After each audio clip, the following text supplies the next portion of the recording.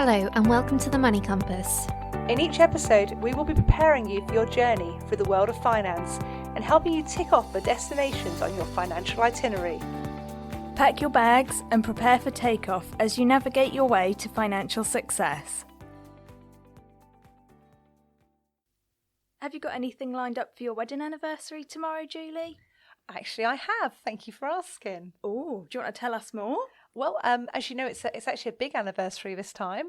Go on, How many years is it? Well, it feels like a lifetime, but actually it's only 10 years. Oh, well, congratulations. So I haven't bought anything made of tin, though, because apparently 10 years is tin or diamonds.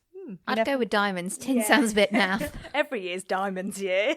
Oh, I wonder what we might be getting up to. Yeah, and we're actually going to London.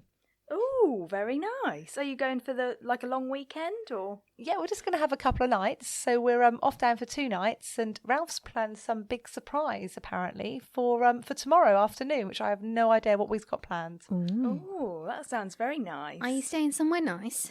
We are. We've got a really, really nice hotel in London, and we've actually got a balcony overlooking, I think, Covent Garden. Ooh, that sounds very fancy. That sounds really nice, yeah. So fingers crossed the weather stays nice, because that could be not as exciting as it might sound if it's raining.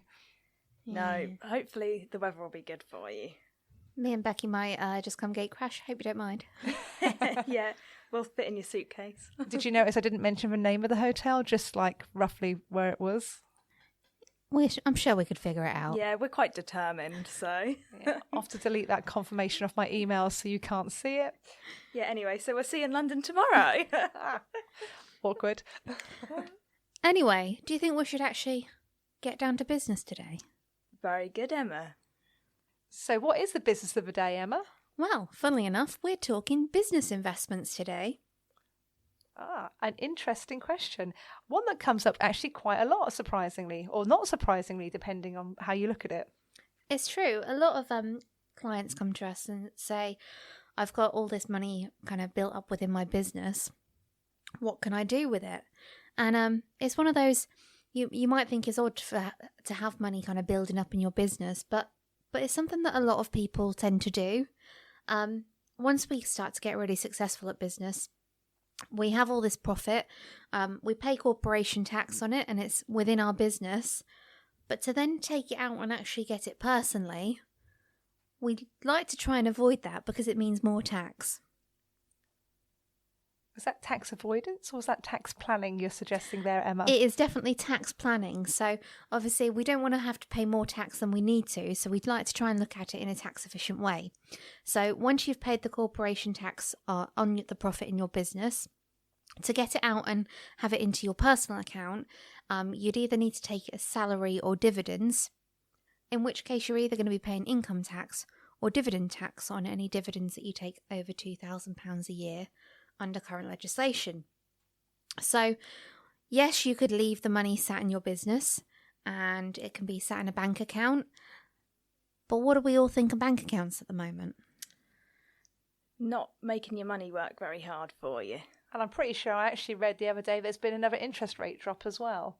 Yeah, so interest rates are ridiculously low and we're not earning a lot of money with the money sat in our bank account. Obviously, you've worked hard to earn that money in the first place within your business. Wouldn't it be nice to keep it working as hard as possible? And sat in a bank account, it's not doing that for you. So, what are the options? So, the options are a little bit more complicated than if we were just looking at a personal investment. So, bear with me today. I'm going to do my best to explain, but if I don't explain it very well, just say and I'll... Poised with questions, don't worry. Good. So the first type of investment I want to talk to you about today is what we call an onshore investment bond. In previous episodes, we've talked to you about funds and attitude to risk, capacity for loss, asset allocation, lots and lots of different things. So all of those things get pulled together basically within an investment bond. So they can hold a range of different funds. They can be chosen to align to your attitude to risk, and it can then give potentially greater growth than you'd expect to receive in your bank account. You also continue to have access to it, so it's not quite as easy access as your bank account. You can't say, I need to spend this and spend it the same day or in the next couple of days.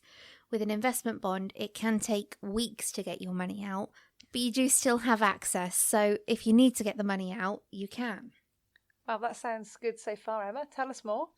So this is the bit I think as a business owner, you're going to be a bit more interested in. So any profit that you make on the bond once it's invested, you will still continue to pay corporation tax at 19% on that profit. And each year you'll continue to pay it when you do your accounts, the same as you would the profit that you make for your business. You would do exactly the same on this investment bond. However, in the year that you decide to fully encash your bond and take all of that money out, you can reclaim any of the tax that's been paid. But when you claim it back, rather than claiming it back at 19%, you actually get to claim it back at 20%. Ooh, that's smart. So, for example, if you had a bond and during the lifetime of the investment you paid £50,000 in corporation tax on that profit, when you fully encash it, you would be able to reclaim that £50,000 and an additional £500. That sounds pretty good. Yeah, so it's a really tax efficient way to basically invest that money, see growth during the time of the investment, and then to get the tax back that you have had to pay during the lifetime of the investment, plus a little bit extra. So a nice little bonus. So earlier on, I mentioned about us letting capital build up in your business and the implications of taking it out personally, the tax that you would have to pay. So if you leave it in your business, it can still potentially pose an inheritance tax problem for you personally. Go on. So here's an example. Imagine in my business, I've got £100,000 sat in my business bank account and I die. Well, that's not very cheerful, Emma. It's not very cheerful, but it's just an example. I'm still here. So if I were to die, HMRC would want to know how much capital in my business is required as working capital to keep my business running on a day-to-day basis. So if the answer to that was £30,000, then actually the other £70,000 of that would be considered part of my personal estate, even though it's in the limited company. So for inheritance tax purposes, if I had already reached the threshold for IHT, and I'm not going to go into the detail of that today, we can talk about that another day, but anything above that threshold, you would be paying 40% tax. So if that £70,000 was brought back into my estate for IHT purposes, that'd be £28,000 of that gone, so 40% straight to the tax man. So by leaving it in your business and not paying personal income tax or dividend tax on taking it out, you're not necessarily doing yourself any favours, because if you were to die, it would be brought back into your own estate and considered personal money. So maybe paying some tax to get it out now isn't such a bad idea. What do you think? No, that sounds pretty good, Emma. So, but I mean, there's got to be other options as well. So, at the minute, we've just talked about a bond or leaving it in. What are our other options? There is. So, this one can actually help your business, see some growth, and help with a potential inheritance tax problem. Sounds good. Bit of a win-win all round. Yeah, so lots of different things it's going to protect you with. So, what this investment is investing in shares that qualify for business property relief. Now, I'm not going to go into the depths of exactly what business property relief is, because again, it's quite a complex one. Sorry, Julie, go on. One for another day then, Emma. Definitely one for another day.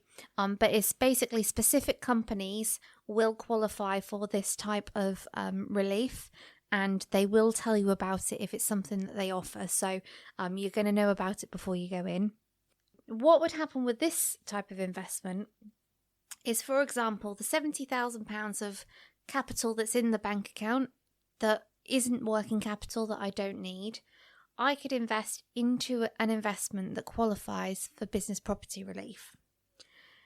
I could continue to access that money during the lifetime of the investment, but providing that you hold that investment for a minimum of 2 years and you still hold that investment at the time of your death, then the capital is deemed to be free of inheritance tax. So, as I said earlier, if I were to die, but this time I'm not going to die today, this would be in 2 years' time after I've held this investment for 2 years. We've got some time to plan for you then. Yes, we have. I want a good send-off. Is that horses with plumes? Most definitely. So, if I died after 2 years of holding this investment, it would still be within your business. HMRC would ask the question, how much is working capital? You'd say £30,000. So that £70,000 would still be part of my personal estate because it's in excess of the working capital I need within the business.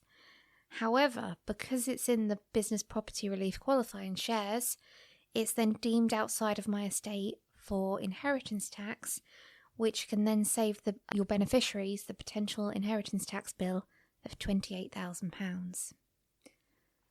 Very clever. So it's during the lifetime of the investment, it's still seen growth potentially greater than a bank or building society account. So you've seen that growth, obviously grown to a greater amount, and then once it's after the 2 year period, you then don't have to pay the inheritance tax either. So it's win-win here all around. I have to say, Emma, it seems quite a complicated topic.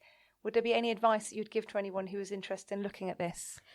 Definitely speak to someone and get advice on this one, because there are more details behind it. The investment bond depends on the way your business is taxed, whether it's historic or fair value, which sounds a ridiculously complicated thing and is quite simple once you know, but they're things that you wouldn't even think or consider if you didn't know anything about the investment. So take advice, and someone will definitely be able to point you in the right direction of how's the best way to invest the capital within your business. No, that is great, Emma. Thank you so much. Thanks for that, Emma. Very interesting. Quite all right.